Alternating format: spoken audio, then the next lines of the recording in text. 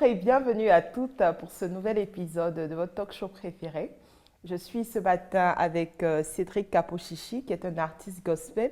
Bonjour Cédric. Bonjour Sandra, merci pour l'invitation. Merci, bienvenue. Et Marceau Angui, qui est RH à la base. Bonjour. Bonjour Sandra. Bienvenue. Merci beaucoup pour l'invitation. Alors, comme vous pouvez le constater, c'est encore un plateau d'hommes. Et c'est parce qu'aujourd'hui, nous allons parler de ce que veulent les hommes célibataires. Alors, toutes nos sœurs qui ne sont pas encore mariées et qui se posent des questions, je pense que c'est le moment de bien écouter ce que nos hommes nous diront ce matin. Et j'espère qu'à la fin de cette émission, il y aura beaucoup de changements et de mariages. Alors, Cédric, j'aimerais te demander, quels sont les critères pour choisir une épouse? Wow, c'est une très très grande question qui continue de faire couler de la salive et de l'encre. Je pense que fondamentalement, ce que recherche un homme, c'est quelqu'un qui va le rendre heureux. Heureux après, sur tous les plans, on va dire. D'abord, nous sommes des êtres dotés de sens, donc la vue, le toucher, l'ouïe, ainsi de suite. Il faut que ces sens-là soient satisfaits. Donc, quand Adam dit « voici celle qui est chère de ma chair », voilà, il sait de quoi il parle parce qu'il a vu quelque chose qui lui a plu. C'est ça. Donc, voilà, il faut déjà plaire sur le plan physique, mais il faut également plaire aussi sur le plan intérieur, donc sur le plan spirituel, sur le plan humain, sur le plan caractériel. Donc, je pense que ce qu'un homme recherche, en tout cas, c'est vraiment pouvoir avoir le meilleur des deux mondes, on va dire. Après, les proportions, les spécificités, je pense que c'est quelque chose qui varie selon d'un homme à un autre. D'accord. Marceau, qu'est-ce qui seraient, toi, tes critères? Je pense que les critères, ils sont de divers ordres, on l'a déjà dit, ils sont liés au spirituel, ils sont liés au physique, ils sont liés aux émotions. Donc il y a beaucoup de choses comme ça, mais en réalité, tout cela a un seul but, c'est trouver le bonheur. Trouver le bonheur et le passage le dit, il est très clair en Proverbe 18, 22, comme on le disait, celui qui a trouvé une femme a trouvé le bonheur. C'est une grâce qu'il obtient de l'Éternel. Donc tout homme en réalité cherche le bonheur. Et le bonheur, comme on l'a dit, il a tellement de déclinaisons. Le bonheur, c'est le soulagement, le bonheur, c'est l'enthousiasme, le bonheur, c'est la générosité, le bonheur, c'est la prospérité. Donc l'homme en réalité qui cherche une femme cherche toutes ces choses-là. D'accord. Et elles peuvent se présenter à lui d'une manière ou d'une autre. Mais en réalité, quand il découvre ce bonheur-là, quand tu le vois et quand tu le reconnais, il est attiré et il va vers. Ça, c'est des grandes définitions. Hein. Alors moi, j'aimerais bien vous demander, vous qui êtes là, certainement vous avez eu des jeunes filles célibataires qui sont passées devant vous avec leur grâce et leur bonheur en griffe. Quelles sont les évaluations que vous avez faites de ces jeunes filles-là? Qu'est-ce qui n'a pas marché d'après vous? Aujourd'hui, la société dans laquelle nous sommes a rendu les choses un peu complexes. Je ne sais pas si je vais dire les choses ainsi. Beaucoup de jeunes filles ont l'impression que le marché du mariage est trop serré et il faut qu'elles se bradent. Les hommes n'aiment pas les femmes qui se bradent. Ah bon, hein? Les hommes n'aiment pas ces choses-là. Les hommes n'aiment pas les femmes qui se donnent facilement. Vous savez, aujourd'hui, j'entendais à une conférence des hommes qui disaient « J'ai suivi ma femme pendant 3 ans, je l'ai poursuivie pendant 2 ans. » Vous n'entendrez plus ces choses-là. Maintenant, c'est du chap-chap. Quelqu'un disait, il y a quelques semaines encore, il se la faisait rire, mais en même temps pleurer. Il dit « Mais laissez-nous vous draguer.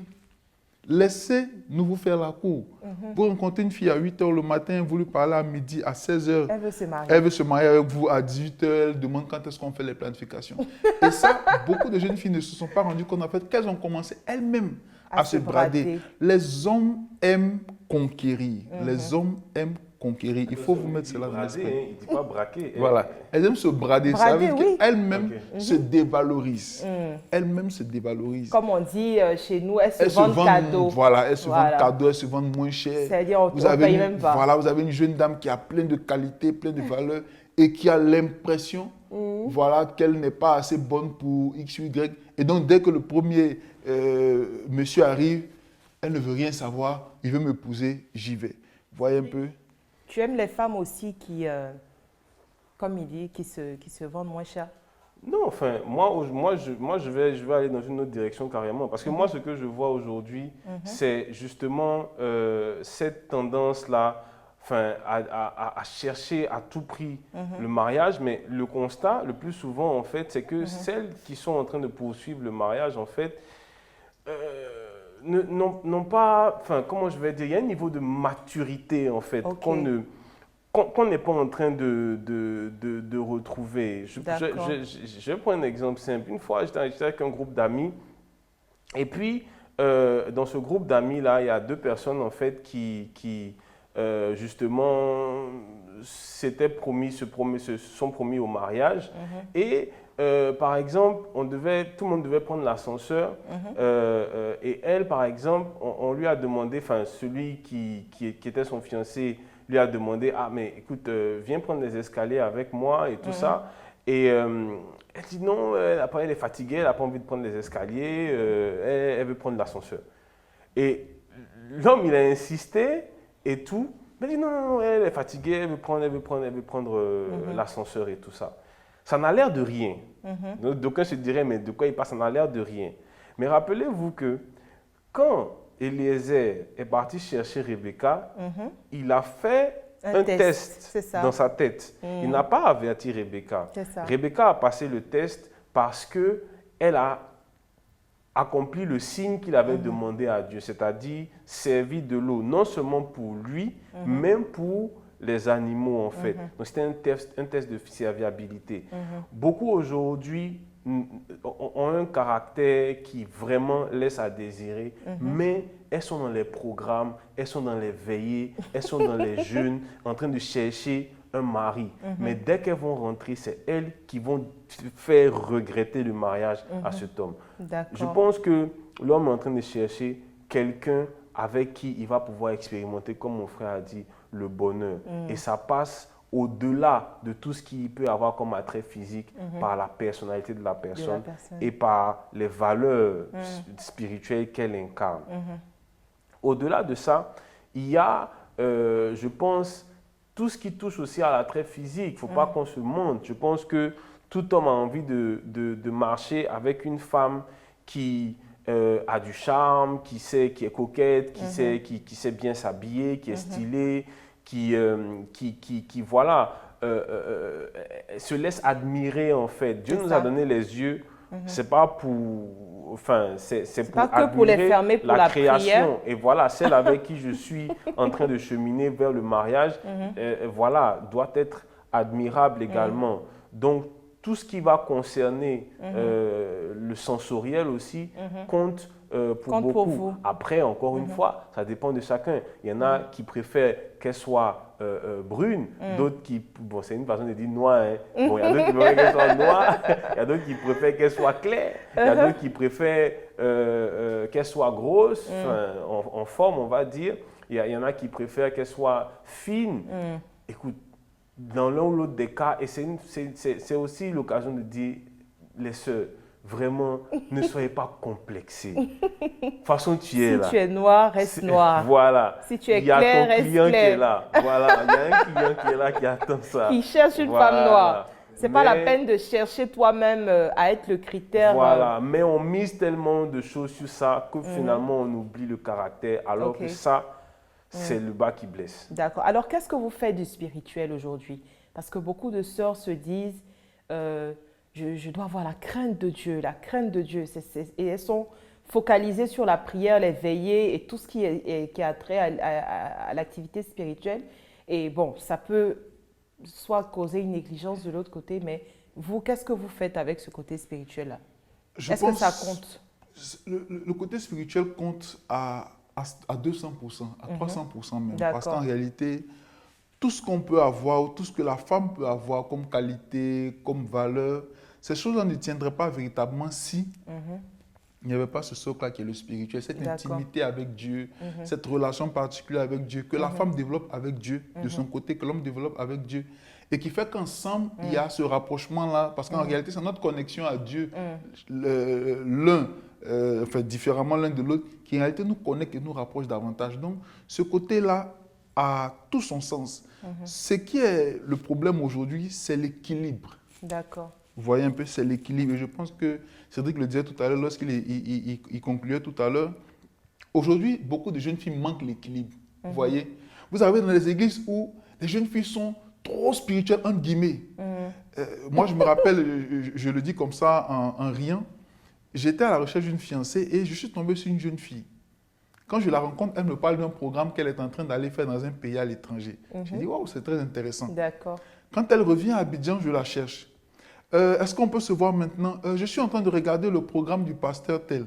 Ok, je peux te voir à 18h. Je suis en train de regarder le programme du pasteur tel. Je te vois le soir. Je suis à mon heure de prière. Je l'ai poursuivi pendant 2 semaines pour avoir un dîner. Wow. Et même ce dîner-là était serré dans le temps. Elle était très fâchée. Il fallait qu'elle aille au programme. Parce que justement, elle avait calé que notre rendez-vous devait durer 2 heures. Parce qu'elle a une émission à voir juste après. Vous voyez? Et j'ai tenu pendant un mois. Après, je me suis dit, mais en réalité, si elle ne se rend pas compte que tout ce qu'elle regarde, c'est pour en réalité me reconnaître moi, il y a un problème. Donc, il y a cet équilibre-là que beaucoup de femmes n'ont pas. Mesdames, vous avez besoin d'être spirituelles. Sans spiritualité, vous ne réussirez pas votre mariage. Vous savez, la plupart des gens qui réussissent dans la vie, c'est des gens qui ont maîtrisé leur environnement. Vous réussissez dans les affaires, vous réussissez dans la musique, vous réussissez dans tous les domaines de votre vie quand vous avez maîtrisé votre environnement. Malheureusement, beaucoup de gens pensent que le mariage est le seul domaine où on peut entrer par hasard, être béni par les émotions. Grâce de Dieu. Ça va se faire comme ça. C'est un mensonge, c'est un leurre. Il y a un exercice quand même à faire. Maîtriser l'environnement du mariage, comme vous maîtrisez les affaires. Celui qui entre dans les affaires, c'est qu'il doit comprendre ce que c'est que les finances, ce que c'est que les impôts, ce que c'est que la gestion des ressources humaines. C'est pareil dans un mariage. Un homme, c'est un ensemble. Il faut le maîtriser. Il faut savoir qu'il aime vous voir bien mise à la maison et à l'extérieur. Il aime sentir que vous êtes spirituel parce qu'il veut savoir que vous n'êtes pas seulement devant la télé, non, mais que quand les choses deviennent sérieuses, vous avez cette capacité-là de rentrer dans votre chambre, dans votre intimité et de dire, chérie, je suis en train d'aller prier. Même votre fiancé veut sentir ça. Que quand il vous parle, ce n'est pas que on va en balade avec mes copines, on est en train d'aller à la piscine. Non, il veut entendre. Alors ça regorge, en fait, ça regroupe la maturité. Voilà, en fait. voilà, c'est ça. C'est ça, ça englobe tout ça. Et j'aimerais vous demander, Cédric a parlé de test tout à l'heure. Quand on parle de test, on parle de candidat. Et ça veut dire qu'aujourd'hui, nos jeunes frères, ils regardent plusieurs candidates en même temps. N'est-ce pas, Cédric? Et nos jeunes sœurs, ça les dérange un peu parce qu'aujourd'hui, elles se plaignent qu'il dit « je suis sa fiancée » alors qu'il est fiancé à une autre, etc. Comment ce test-là se fait?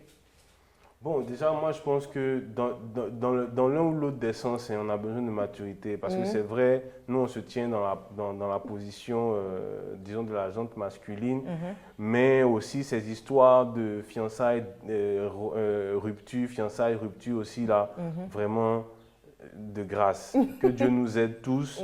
Ce n'est pas un choix qui est forcément aisé. Mais il faut être responsable, il faut savoir prendre le temps de prendre les décisions.